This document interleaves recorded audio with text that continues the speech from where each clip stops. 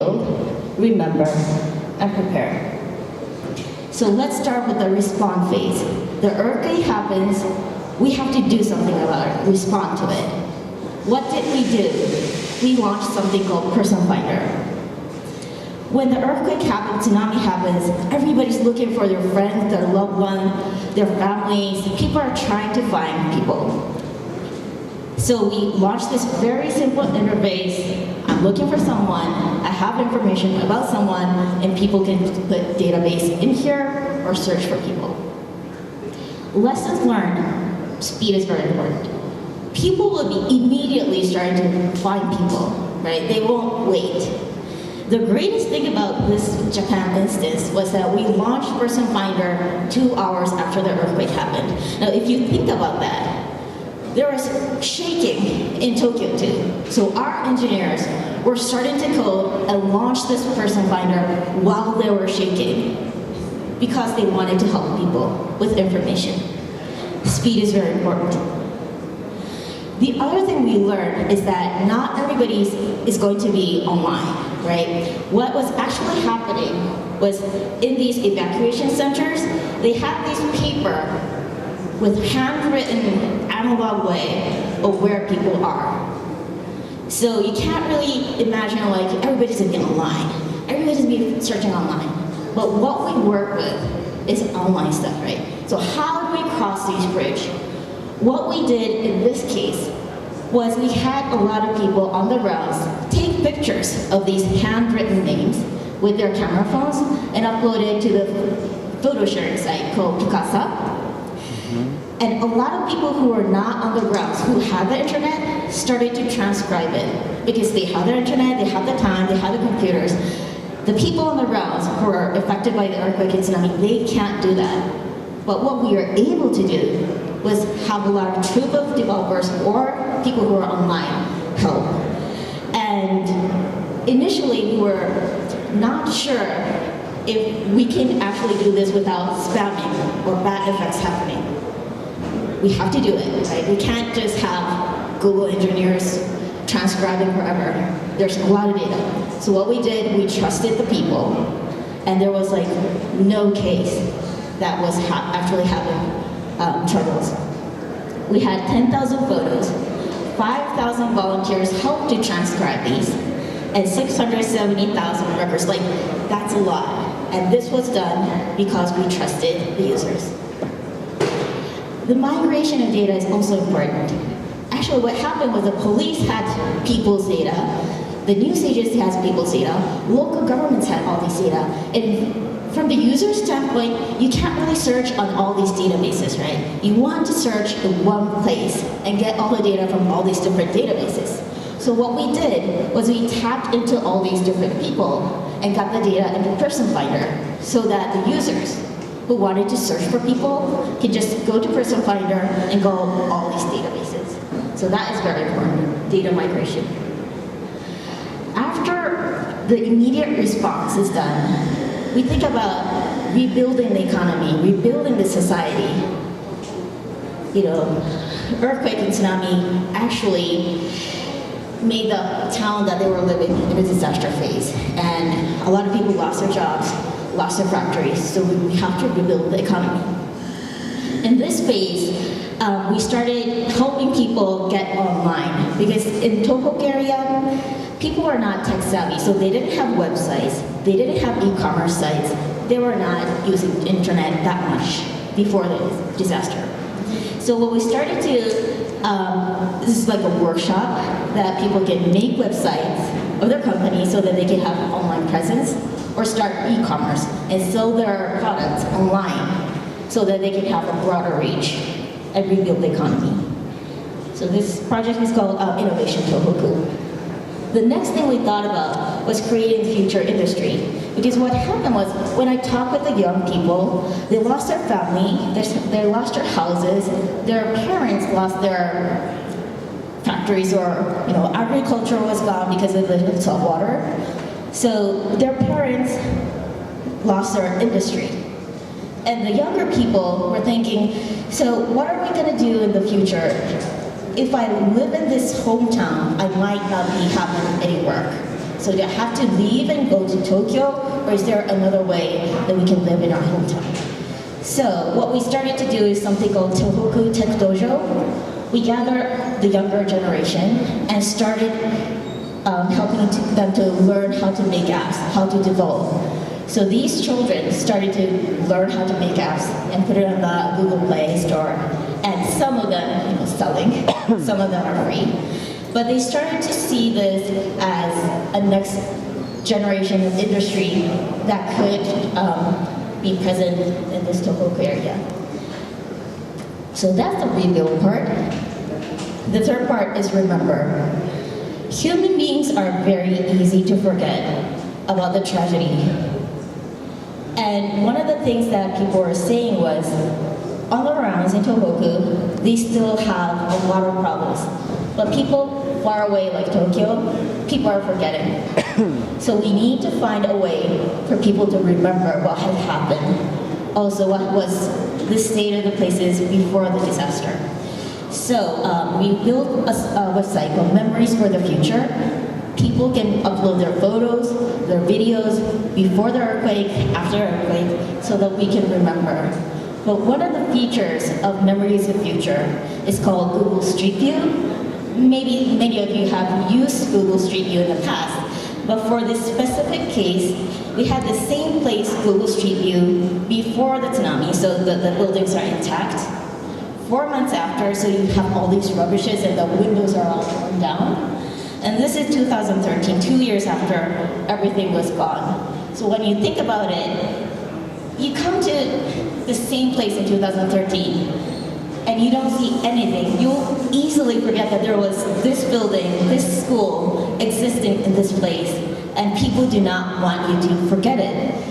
So, in order to remember what was happening, also in order to remember that we have to be prepared for this kind of things, remembering is important. That's why we build Memories for the Future. The fourth part is prepare. Japan is a very earthquake-prone country. Not just this, Tohoku big earthquake, but we always have earthquakes. Therefore, we need to learn from what happened in Tohoku in 2011 and prepare so that we don't have the same thing in the future.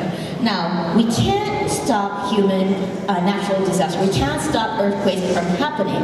What we can do is change how we react, change how we prepare, change how we exchange information after that happens. That part we can change.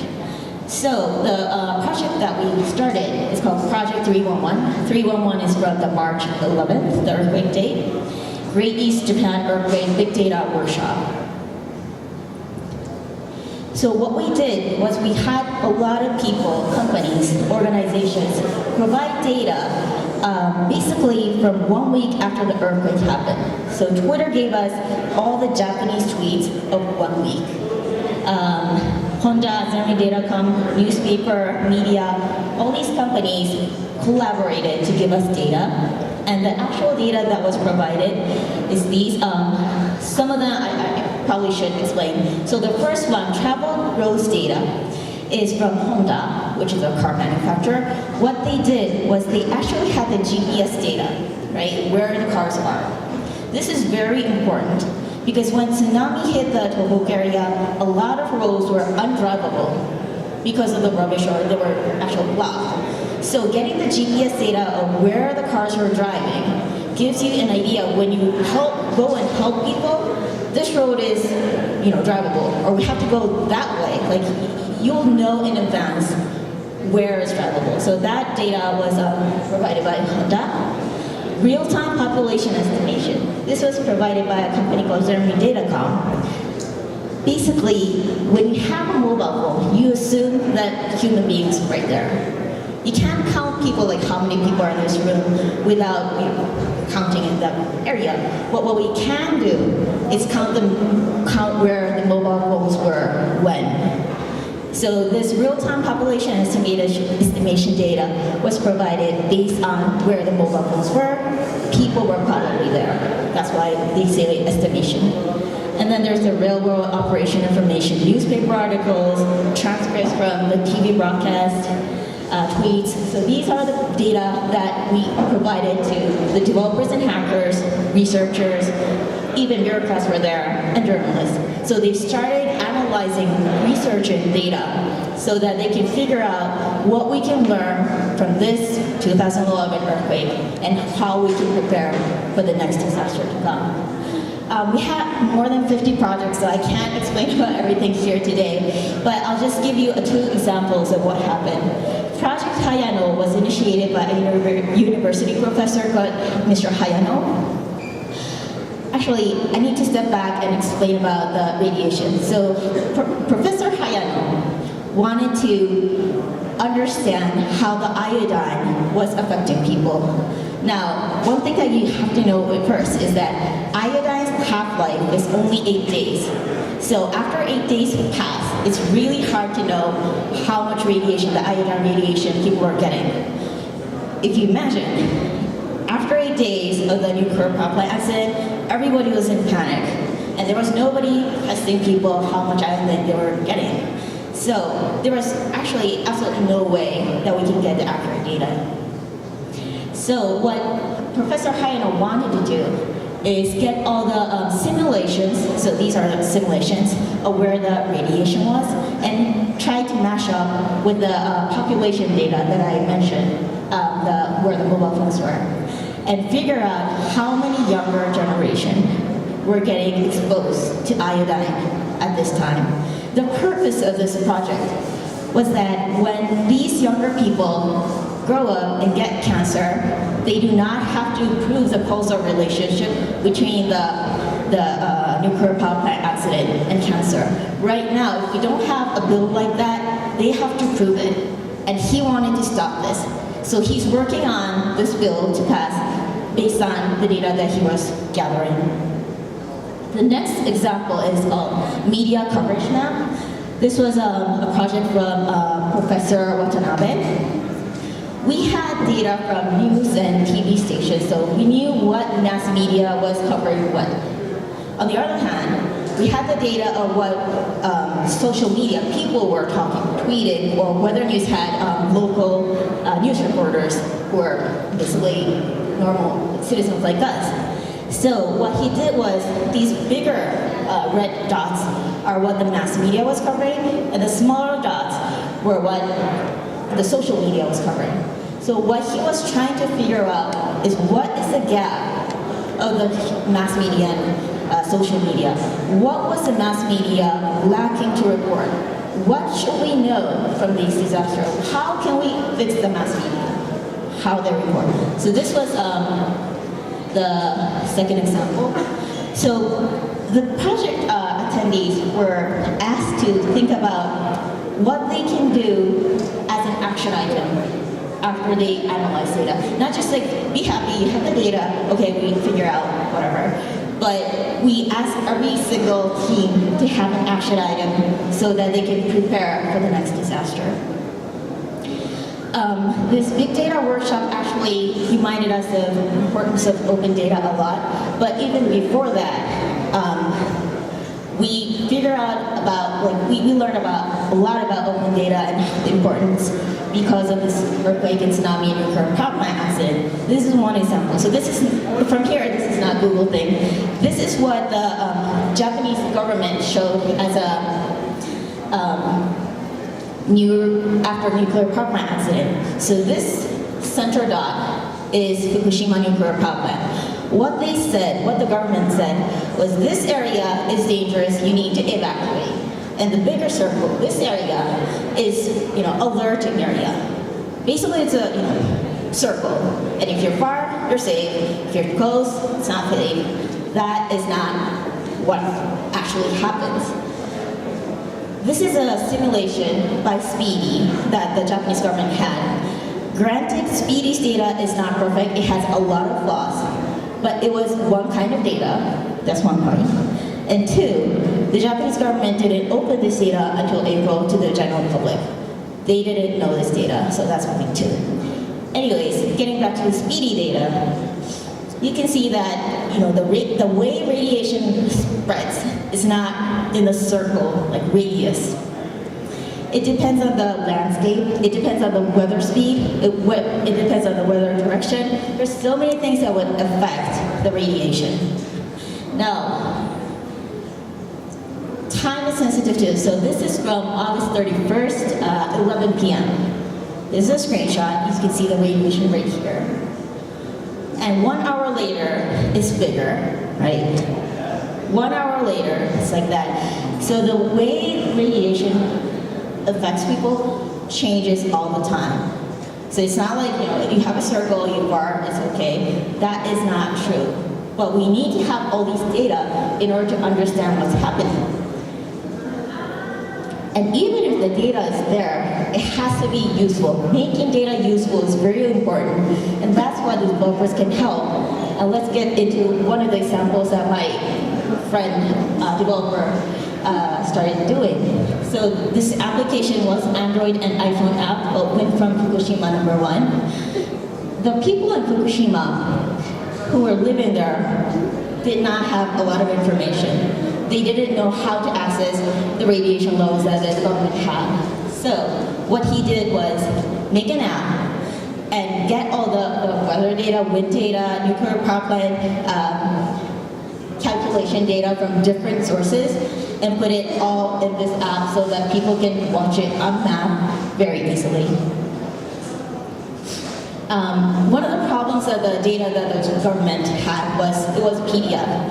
So what he did was he got the PDF data of the local governments, power companies, and ministry, as well as the citizen-generated Geiger counter calculated radiation data.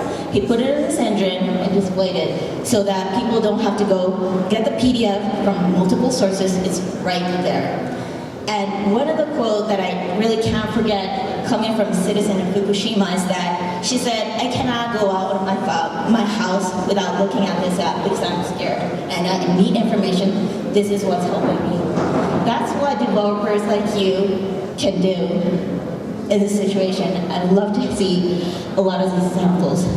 Now, when the earthquake and tsunami and nuclear power plant accident happened, they didn't have the data because the Japanese government did not assume that the nuclear power plant would have an accident. So they didn't have data. Like, it's not about making the data available. It's in the first place, they didn't have the data. And they didn't have enough Geiger counters out there to get the data. Also, all the Geiger counters in the market were sold out because everybody wanted it. So what did the developers do?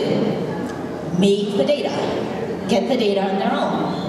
So they started doing DIY Geiger counter projects, make your own Geiger counters, open source Geiger counter project. This is a Geiger counter building study group, and one of them made open Geiger development kit so that other people who wanted to make it can learn from him, use the kit, and make it on his own. So all this stories that I'm talking about, learning from earthquake and tsunami and nuclear power plant accident, I'd like to summarize with several things that we've learned. Speed is really important. If you're developing something, don't wait until something is like complete. Launch and iterate and help people, because people are needing your technical skills, development skills. They're waiting for you. Know the tools.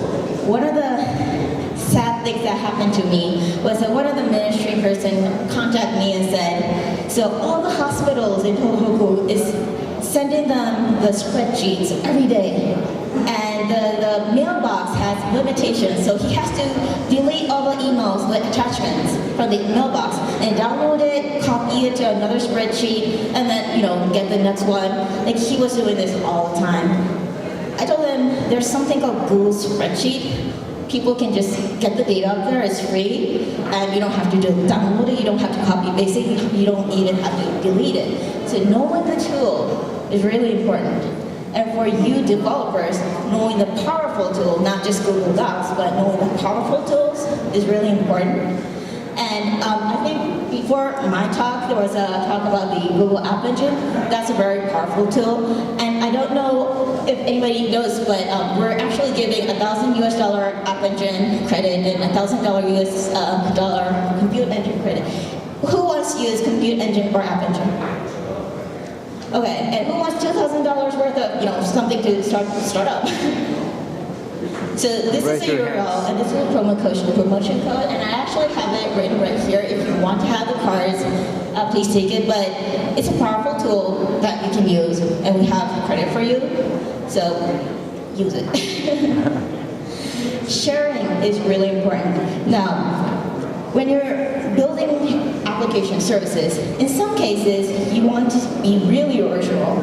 You don't want to copy anything else. You don't want to copy what other people did.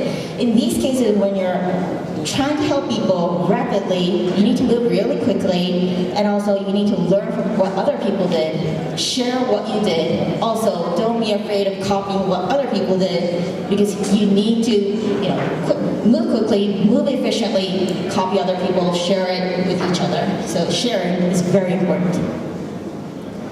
Think about the end users. People are not as tech savvy as you are.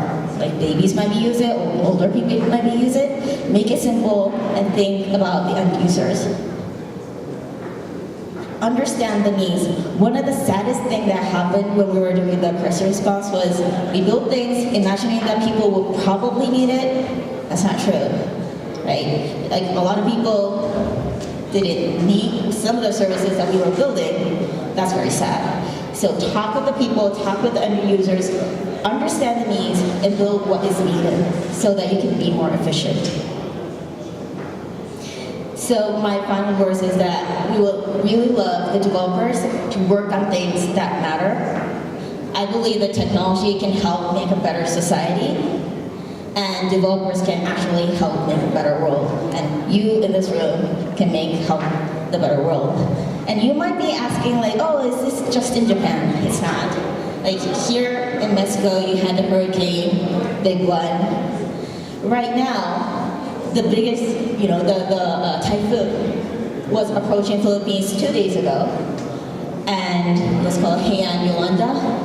And GDG members in Philippines, together with the GDG, the Google Business Group, and the student ambassadors, when they saw that the Philippines typhoon was coming, they built this website, the Crisis Map, immediately. Like even before Google's crisis response team made this, they moved quickly. They were on the ground, local people, local developers like you, started making this app so that people would know where the evacuation centers are, where they could get the food.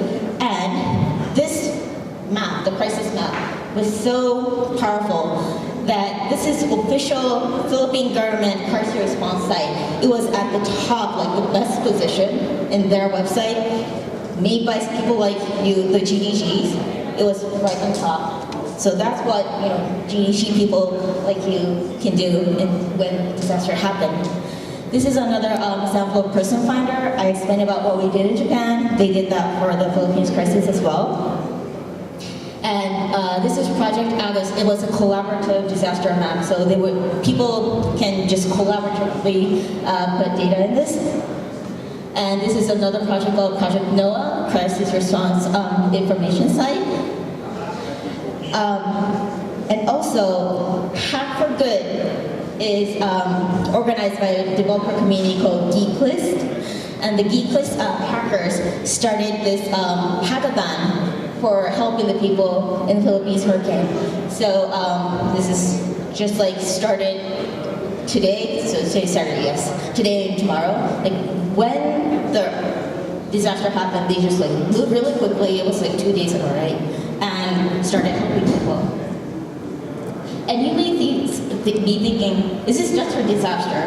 It's not. There's a lot of things that you can help to solve the poverty problems or environment problems or helping the government become more efficient. There's so many things that you can do to make a better society. And here in Mexico, you have the Code for Mexico City. Woo! And there was the Open Data MX project. I believe there was an Open Data hackathon back in 2012. And I've heard that there's another Open Data hackathon in Mexico City in January 2014. So this is a chance for you to contribute to this type of activities. And I've heard that there's a lot of open data available from Mexico City. And some of the projects that we've seen in the presentation, they're all here.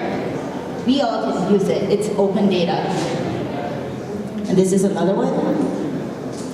So in Japan, we started something called Hacker Event right after the earthquake happened, and we've done a lot of hackathons to help the people.